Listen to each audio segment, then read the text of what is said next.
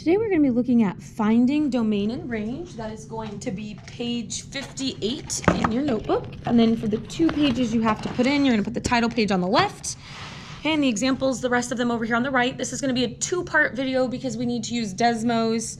So you'll have to see my computer screen, so I will do that as a second video. Okay, so when we are looking at this, the domain of a function, which we already know is our x values, okay, can be found by looking at how far the value goes to the right and left. And we know our right and left is our horizontal axis, which is our x-axis. Okay, so we're going to kind of look and see where on the right and left is the total distance that it goes to. Okay, the range of a function can be found by looking at how far the value goes. I guess to that, I don't need that. Up and down on the vertical axis, which is the y-axis. Okay, so when we're doing this, we're sort of looking for exactly where it has blockers at, if we were to think about it that way. So if I look at this first graph and I want to know the domain, I'm thinking about how far the graph goes right and left. So if we could sort of draw a line in here, right? The graph doesn't pass this line and the graph doesn't pass this line, right? To the right and the left, this is where it stops. Okay, which means all of these values are happening in between -4 and +4 on the x-axis.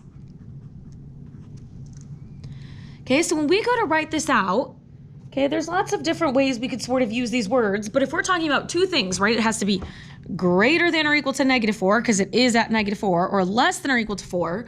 We've talked about the idea that we can write 2 inequalities as a compound inequality. It needs to be in between so that we know that that's an and. Okay, so we're going to say our x value has to be less than or equal to 4. Okay, and we also need our x value to be greater than or equal to -4. But remember, when we rewrite this and we flip it, that makes the inequality sign go this way. So this is going to be in braces because we know we list our domain in braces. Right, that was one of our rules we said about domain. So we'll do that exact same idea for our range, right? We want how much going up and down. So we know the lowest our graph goes is here, and the highest our graph goes is here. So once again, that's happening in between those values of 4 and -4, including those values, because the graph is happening there. So now instead of using x, right, this is on our y-axis. So now I'm going to say that my y value is less than or equal to 4. Right, and greater than or equal to, but that's flip-flopped, -4. And it's going in braces because that is our range, and our range we list in braces. Okay, so when we go to look at this graph, right, if we take a look at this one, we'll kind of have to think a little bit creatively sometimes. Over here it was super easy because we could see the entire graph, but here we can't, right? This graph is, just because it's chopped off there doesn't mean it's not still going. So it's continuing to go up and out and out and out and out and out and out and out, right? The higher it goes, the wider it gets. And there is no ending point to that. That continues on for forever. Okay, which means this graph can get as wide as it possibly needs. We would just have to have a huge blown up graph. Okay, so this is going to be all real numbers.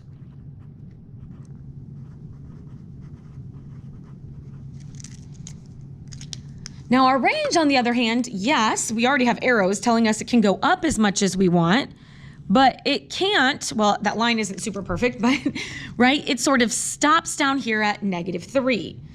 So we know that our y value has to be greater than or equal to, because it's at that -3. Okay, my 3 kind of looks like the squiggle. Let's try that again. There we go. So it can be any number greater than or equal to -3.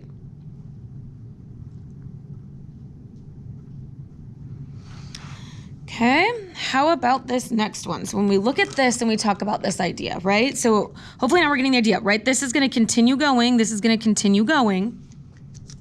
So wider, wider, wider as it goes. So our domain is still all real numbers.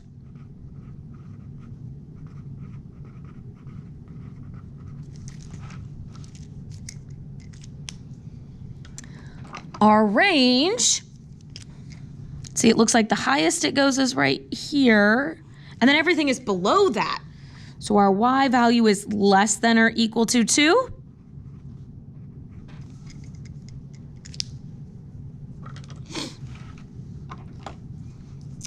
And the last graph we're going to look at here, our domain, so our x value. So we know the graph has to be in between here and here. So let's see, -4 and 5. And this is our x value. But if we'll notice at 5, it's less than or equal to, because that filled in circle means or equal to. But here, it's not or equal to. It's not including that -4, so we do not want the or equal to.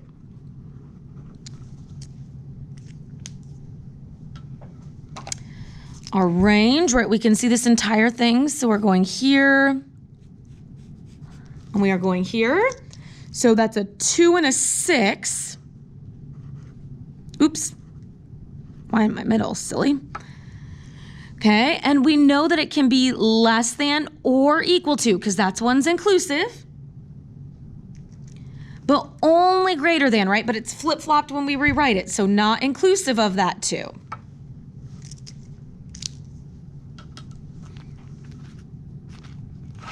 Okay, then word problems.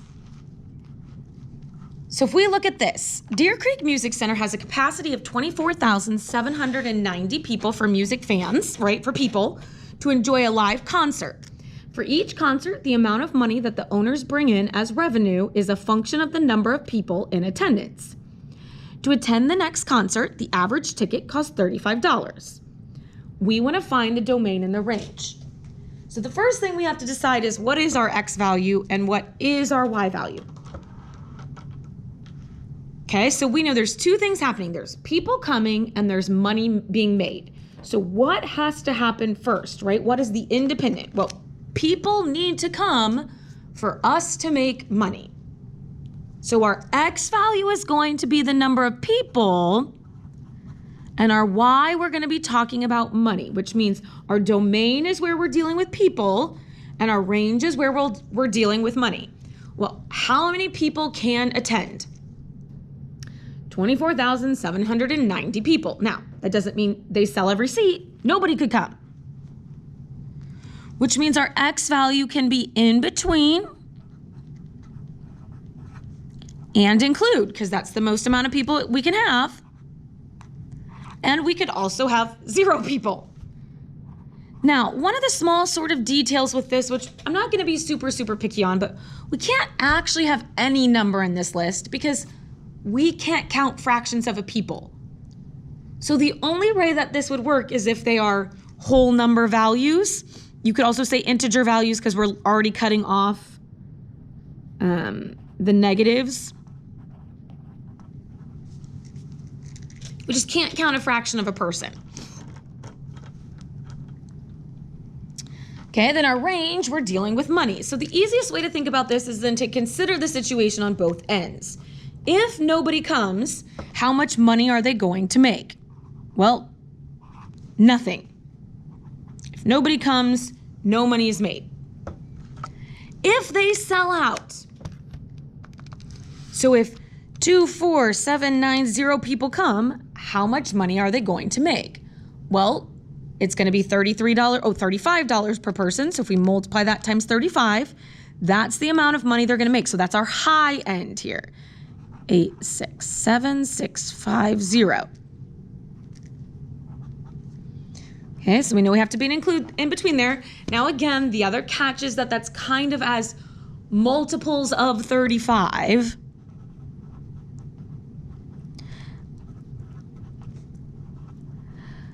But since this is on average, right, maybe that does open the door for a little bit. So again, that's why I'm not going to be super picky. It is sort of understood that we can't count fractions of a people.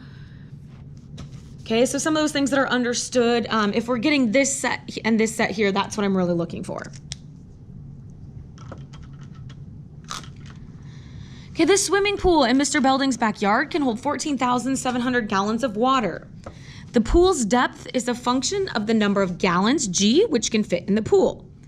For every 1 foot average of depth, it takes 2,940 gallons of water to fill the pool. We want to find the domain and the range. So again, our job, we need to sort of consider what would be the X value and what would be the Y value. Okay, so what needs to happen? Well, we need depth to figure out how many gallons we would need. Okay, so X is going to be our depth. Oh, nope. Sorry, it tells us this. X is going to be our gallons. This is asking it in reverse. That's I lied, right? It says for every 1 foot average of depth, it takes. So when we have this much water, how full is the pool? Okay, this one is telling us what our value is that we're doing it as a function of. So the other way that you can think about this is to actually write a function rule. What is the depth? Well, we'll find the depth by figuring out the number of gallons. For every 2,940 gallons, we have 1 foot of depth. You can sort of think about it that way.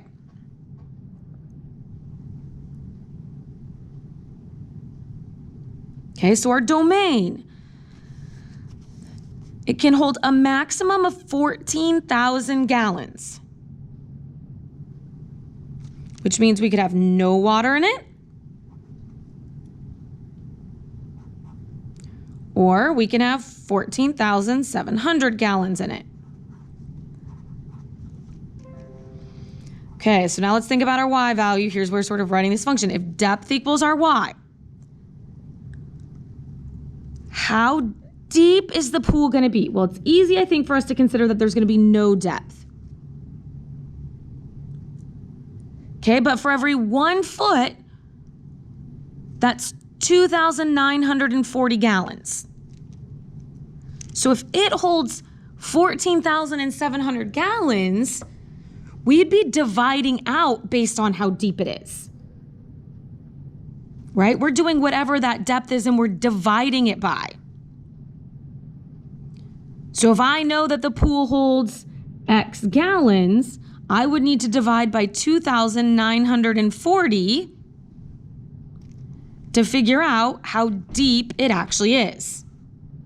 Now, it's telling us to use G, so this would be G and like F of G or something. But, right, that's our idea. So if we take this 14,700 and we divide it by 2,940, we get 5. So this pool can be at maximum 5 feet deep.